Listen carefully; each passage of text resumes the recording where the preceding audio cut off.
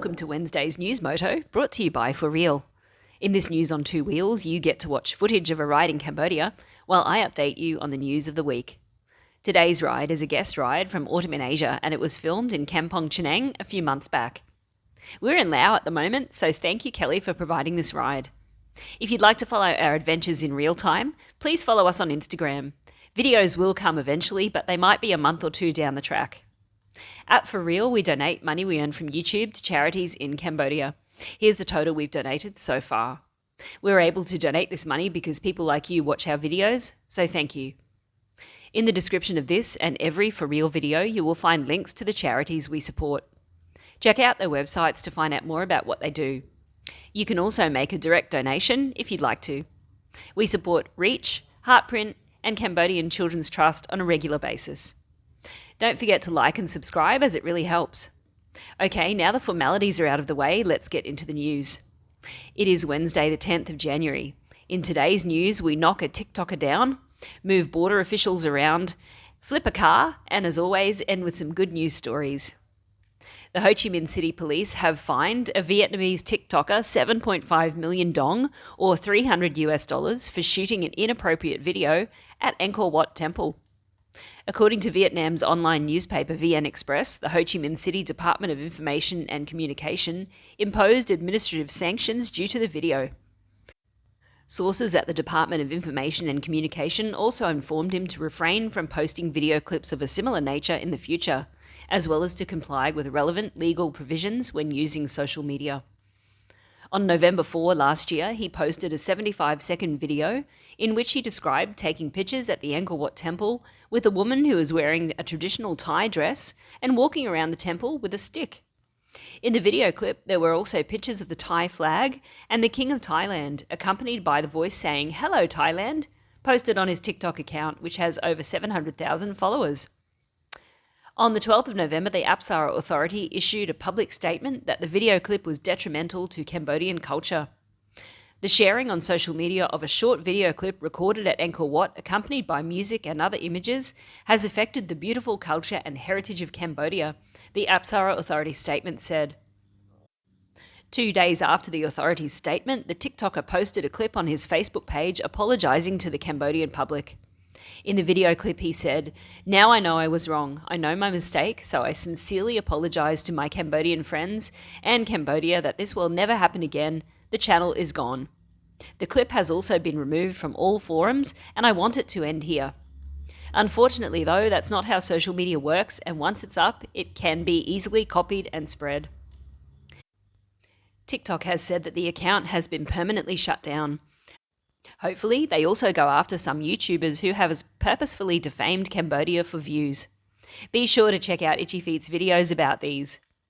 The Ministry of Labour and Vocational Training and the Ministry of Interior have launched a campaign to prevent human trafficking to Cambodia by putting up banners in English that say, "Tourist visa, employment is not permitted at all international entry points in Cambodia."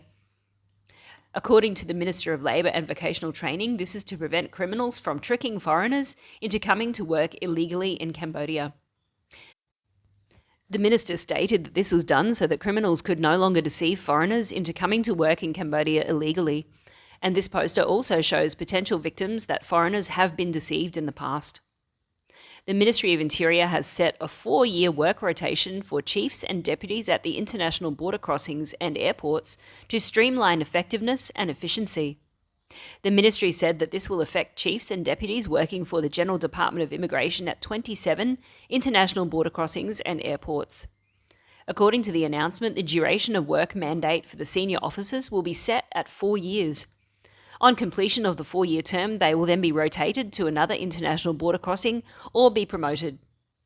An Interior Ministry spokesperson stated, "We have found some officers who have been in the same location for several years, and this leads to inefficiency as they have become too comfortable in their surroundings."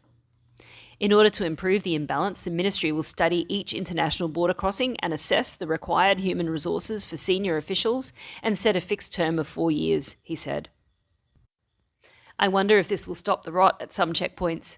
Personally, we haven't had any trouble with immigration checkpoints, but we do know there are always some people who ruin it for everyone else. Dividers to the rescue again. A driver who perhaps was momentarily distracted by the beauty of the road divider found himself upside down in Phnom Penh. Witnesses say that the man was seen driving his Toyota vehicle at high speeds before he lost control of the car, hit a rock barrier, and then found himself on his roof. The driver suffered minor injuries and did not disappear into the inky darkness. After the incident, the local authorities arrived and took the car to be stored at the Land Traffic Office of the Phnom Penh Municipal Police, waiting for the owner to come and deal with it later. Definitely not a gold medal performance in driving. A well-known martial artist has been detained after he caused a multi-vehicle smash in Phnom Penh that left at least 5 people injured who were standing outside a nightclub. The driver was the flag bearer for Cambodia at the opening ceremony of the Southeast Asian Games and won the gold medal in the Kun Khmer men's 81-kilo division. Sources state that the man was seen driving a red Mazda car along Veng Sreng Road from east to west at high speed. He lost control of the vehicle and suddenly swerved, hitting motorcycles and people standing in front of the club. 5 people were seriously injured and taken to hospital, and the driver was detained at the scene. But thankfully, now we have some good news. In a first for Cambodia, the Rosewood Hotel in Phnom Penh has proudly partnered with Vatanak Properties to launch an indoor hydroponic garden where the hotel grows fresh vegetables and herbs for the dishes on its restaurant menu. In its latest endeavour, the hotel has developed an innovative hydroponic garden, the first sky garden of its kind in an office tower in Cambodia. Located on the 9th floor of the iconic Vatanak Capitol Tower, the 50 square metre indoor garden harnesses hydroponic techniques to cultivate an array of herbs and leafy vegetables. While traditional gardens rely on soil, the hydroponic garden uses a nutrient-rich water solution to grow fresh, pesticide-free produce. The controlled indoor environment also allows for a better monitored growing process while minimising the risk of pests, disease, and contamination. These innovations overcome seasonal limitations and provide guests with a natural farm-to-table ingredient all year round. They also help the whole property lower its carbon footprint by reducing the length of the supply chain. When provided by outside suppliers, vegetables often endure a lengthy supply chain that increases the risk of produce going to waste. Up to 30% of vegetables can be lost or wasted along the supply chain. Currently, the hydroponic garden supplies 70% of the hotel's leafy vegetables and herbs. Puppies! The Cambodian Mine Action Centre has successfully bred 17 puppies, which are in line to become the next generation of explosive detection dogs. The newborn pups were born of 2 mothers under the vigilant care of veterinarians. 11 of them are female and 6 are male. There are nearly 300 detection dogs currently working in Cambodia, while many others are currently going through their training. In general, detection dogs can work for about 12 years, but most of them need to retire after about 9 years. The CMAC has separate kennels that are reserved for newborn pups and grown-up dogs. Newborns are kept separate from others because they are more vulnerable to disease. Sniffer dogs at CMAC are trained from the time they're 1 week old until they turn 6 months. Once they're 6 months old, they need to start learning technical skills for another 3 to 6 months before they can become fully fledged explosive detection dogs. Explosive detection dogs have made a significant contribution to the clearance of landmines in the country and to speeding up the work of mine clearance. In the past, Cambodia used to source sniffer dogs from overseas and they were purchased from foreign suppliers. However, today Cambodia breeds the dogs domestically and also supplies them to foreign countries. Well, that brings us to the end of this week's news. You're now up to date with all of the most important events in the kingdom.